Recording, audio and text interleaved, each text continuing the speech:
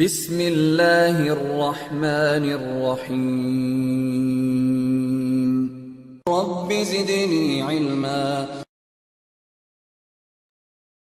إن الحمد لله نحمده ونستعينه ونستغفره ونؤمن به ونتوكل عليه ونعوذ بالله من شرور أنفسنا ومن سيئات أعمالنا من يهده الله فلا مضل له ومن يضلله فلا هادي له وأشهد أن لا إله إلا الله وحده لا شريك له وأشهد أن محمدا عبده ورسوله فإن خير الحديث كتاب الله وخير الهدي هدي محمد صلى الله عليه وسلم وشر الأمور محدثاتها وكل محدثة بدعة وكل بدعة ضلالة وكل ضلالة في النار.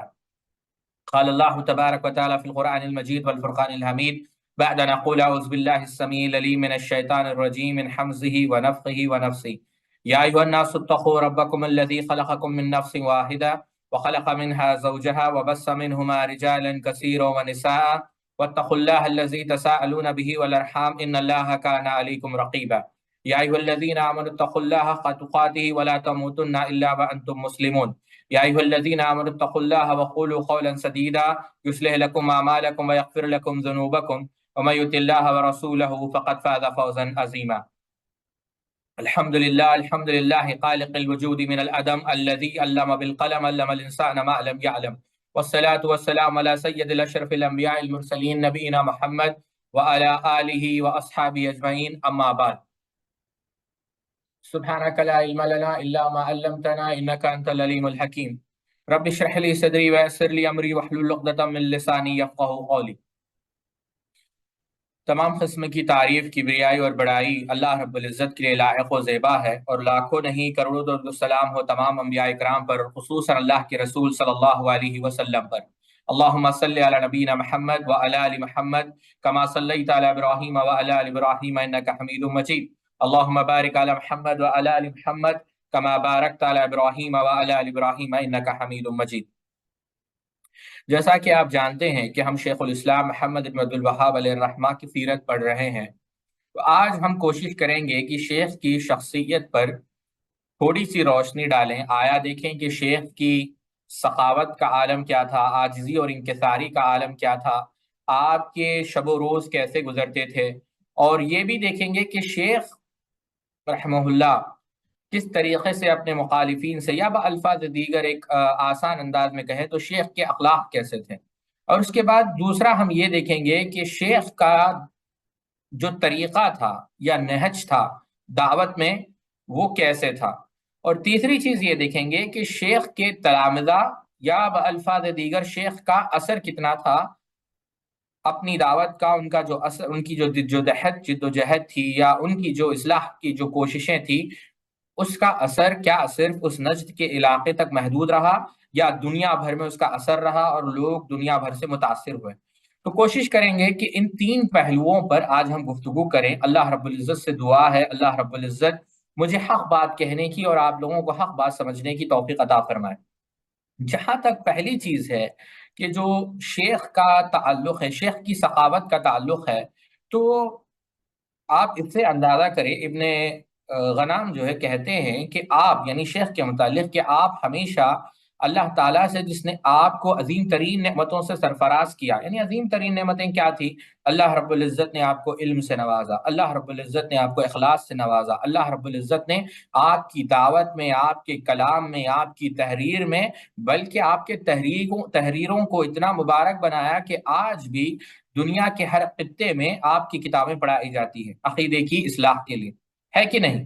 تو بہرحال وہ لکھتے ہیں، سرفراز دعا کرتے ہیں، جس طرح آپ کے لوگوں کے دلوں کو اس نے حق سے کھول دیا، اسی طرح وہ اپنی قوت سے لوگوں کی شرارتوں سے محفوظ رکھے اور ان سے پہنچنے والے نقصان سے بچا لے. یعنی آپ ہمیشہ دعا کرتے تھے، آپ ہمیشہ ایسے لوگوں پر مہربان تھے اور ان کو معاف کر دیتے تھے.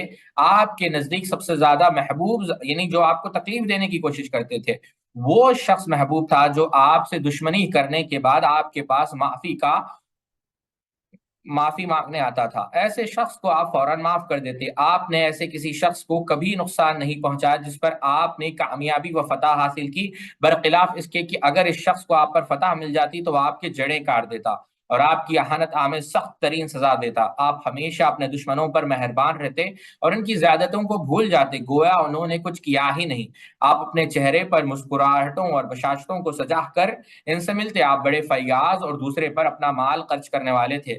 ایسے بلند اخلاق کے حامل لوگ ہی اللہ تعالیٰ ان کو اپنی خشیت، علم و ہدایت سے نوازتا ہے۔ یہاں سے ایک بات، کافی ساری باتیں آپ سمجھ چکے ہوں گے، ایک بات جو میں آپ کو سمجھانا چاہوں گا، شیخ الاسلام رحمہ اللہ لوگوں کو معاف کرتے تھے، تو یہاں پر سوال یہاں پر یہ پیدا ہوتا ہے کہ معاف کرنے کا معنی کیا ہے ساتھیوں؟ یہاں پر دیکھیں، اگر آپ شیخ الاسلام ابن تیمیہ رحمہ اللہ کی سیرت المطالب العالیہ جو ان کے شاگرد امام بزار نے لکھی ہے پڑھیں گے، تو طلباء خاص کر اس نقطے پر غور کریں۔ ہم لوگوں کو وہاں پر معاف کریں گے جہاں پر وہ معافی کے مستحق ہو۔ کیوں ساتھیوں؟ بعض جگہ معاف کرنا بھی مناسب نہیں ہوتا۔ مثال کے طور پر کوئی فساد کر رہا ہے، کوئی قتل کر رہا ہے، کوئی ایسا کام کر رہا ہے جس کے نہ ہی وہ نقصان اس کی ذات کی حد تک محدود ہے بلکہ لوگوں کا بھی اس سے نقصان ہو رہا ہے۔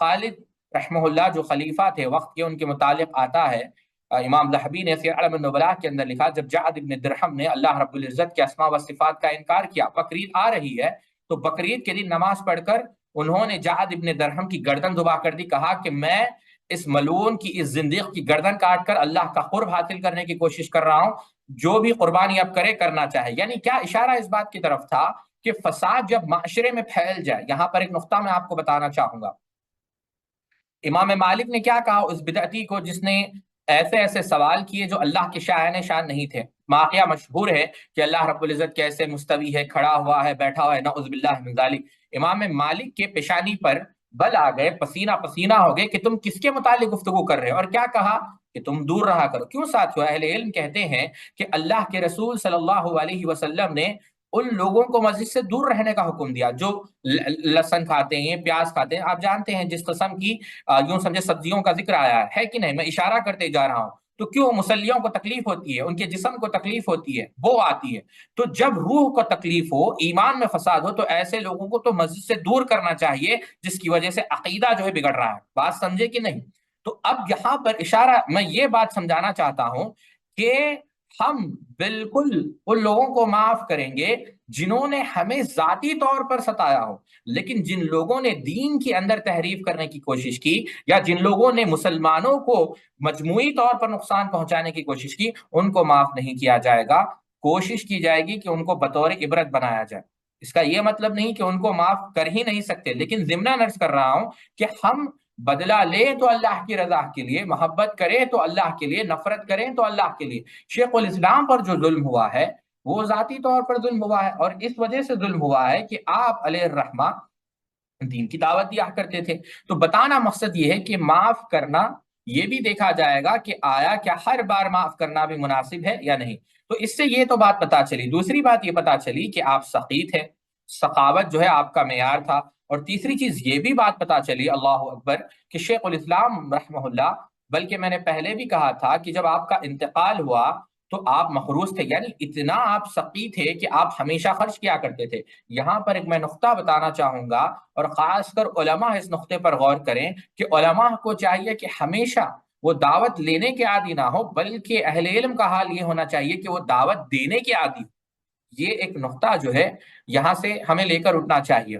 تو پہلی بات تو یہ پتا چلی کہ آپ کا معیار کیا تھا۔ دوسری بات ساتھیوں، اخلاق کے اندر ایک اہم چیز ہے کہ انسان عدل کو عدل پر قائم رہے۔ ایسا نہ ہو کہ کسی کی دشمنی میں، جیسا اللہ رب العزت نے قرآن مجید کے اندر کیا کہا سورہ مائدہ کے اندر، وَلَا يَجْرِمَنَّكُمْ شَنَآنُ قَوْمٍ عَلَىٰ أَلَّا تَعْدِلُوا، اللہ اکبر، یعنی کسی قوم کی دشمنی، مثال کے طور پر فطرتاً آپ جانتے ہیں کہ سبحان اللہ، یعنی اگر مسلمان جو الولا والبراء کا عقیدہ ہے کہ کیا ہے بنیادی طور پر کہ ہم کفار سے نفرت کرتے ہیں، ہے کہ نہیں؟ ہمیں فطری طور پر ان سے کوئی بھی جو ہے محبت نہیں ہے، لیکن ان کے متعلق بھی اللہ رب العزت اس آیت میں کیا فرماتے ہیں کہ ان کی دشمنی بھی تمہیں اس بات پر آمادہ نہ کریں کہ تم کیا کرو، سبحان اللہ، یعنی تم حق سے تجاوز نہ کرو، یعنی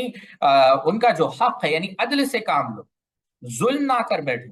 یہ بات آپ نے بتائی۔ اب کہتے ہیں کہ جب یہ نصیحت ان لوگوں کے متعلق کی گئی جو کفار ہے، تو ہمیں چاہیے کہ جن سے ہمارا اختلاف ہو سکتا ہے، بعض مسائل میں ہمارا بعض مسلمان بھائیوں سے ہی اختلاف ہو، تو ہمیں سوچنا چاہیے کہ ہم کتنا عدل سے کام لیں۔ میں خود شیخ الاسلام کی زندگی سے اس کا ایک حوالہ دیتا ہوں۔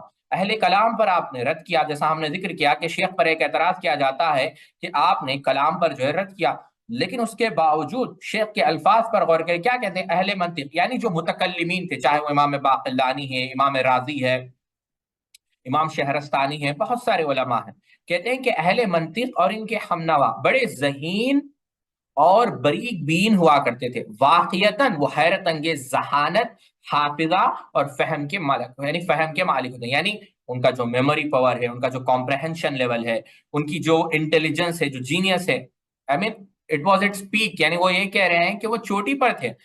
اب یعنی کیا، نقد تو کیا، کریٹیسائز تو کیا، لیکن اس پر بھی عدل پر قائم رہے، ان کی جو یعنی ان کے جو خوبیاں تھی اس کو بھی بیان کی۔ تو اختلاف صرف ان کے مسائل کے حد تک رہے گا، ذاتی طور پر نہیں رہے گا۔ اور تیسری بات یہاں پر آپ کے اخلاق کے متعلق یہ بھی کہنا چاہوں گا کہ بعض لوگ یہ بھی اعتراض کرتے ہیں کہ شیخ نے یہ دعویٰ کیا کہ آپ سے پہلے کسی نے توحید کو سمجھا ہی نہیں، یا پھر کسی نے شرک کو سمجھا نہیں۔ ایسا نہیں ہے۔ شیخ کی عاجزی کا عالم اس سے لگائیں، دو خط میں آپ کے سامنے پڑھ رہا ہوں۔ آپ نے ایک خط علماء کو لکھا جس میں آپ نے یہ واضح کہا کہ میں یہ دعویٰ نہیں کرتا کہ میں غلطیوں سے مبرہ ہوں۔ کوئی شخص یہ دعویٰ نہیں کر سکتا، ایک عالم تو بہت دور کی بات ہے، ایک مسلمان بھی اس بات کا دعویٰ نہیں کر سکتا۔ کیوں ساتھیوں؟ کیونکہ اللہ رب العزت نے یہ خاص کر انبیاء علیہ الصلوۃ والسلام کے ساتھ رکھا ہے۔ صرف انبیاء علیہ الصلوۃ والسلام گناہوں سے پاک ہے، معصوم عن الخطا ہے۔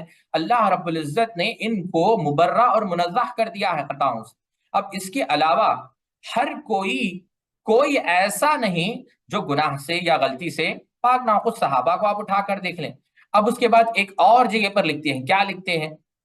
اگر میں کوئی فتویٰ دوں یا کوئی کام کروں جو آپ لوگوں کی نظر میں غلط ہو، تو آپ لوگوں پر واجب ہے کہ آپ صحیح بات کی وضاحت اپنے اس مسلم بھائی پر کریں۔